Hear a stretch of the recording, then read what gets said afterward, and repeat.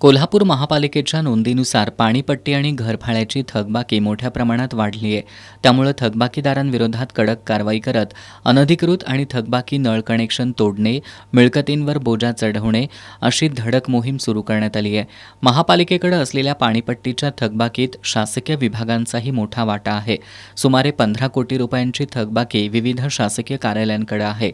यामध्ये गांधीनगर, हणमंतवाडी, शिंगणापूर, कळंबा, वळिवडे, गडमुडशिंगी, बालिंगा, उचगाव, नामदेववाडी, सरनोबतवाडी, चिंचवड आणि व्यंकटेश कॉलनी वळिवडे या 12 ग्रामपंचायतींकडे सुमारे 8.5 कोटी रुपयांची थकबाकी आहे.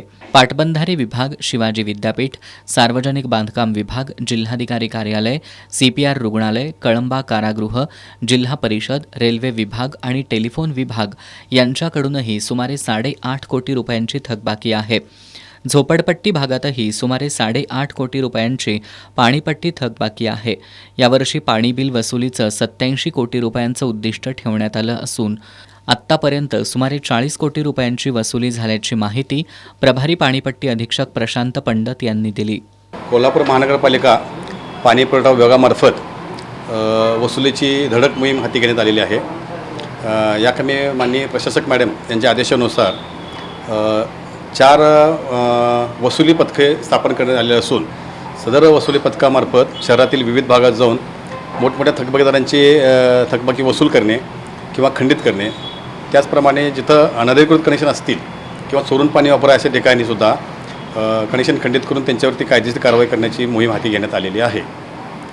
तर त्याचप्रमाणे ज्यांची थकबाकी 20,000पेक्षा जास्त आहे अशा सुमारे 8,000 लोकांना आम्ही जप्तीपूर्व नोटिसासुद्धा पाठवल्या आलेल्या आहेत आणि तिचीसुद्धा मोठ्या प्रमाणात आम्ही मोहीम हाती घेण्यात आलेली आहे.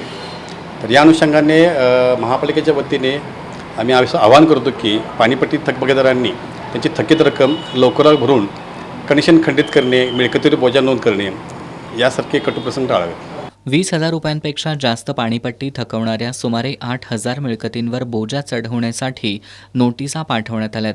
आत्तापर्यंत थकबाकीपोटी 128 पाणी कनेक्शन आणि अनधिकृत 37 कनेक्शन बंद केली आहेत. गेल्या 23 फेब्रुवारीपासून आजपर्यंत 65,36,208 रुपये इतकी पाणीपट्टी वसूल करण्यात आली आहे, अशी माहिती अधीक्षक प्रशांत पंडत यांनी दिली आहे.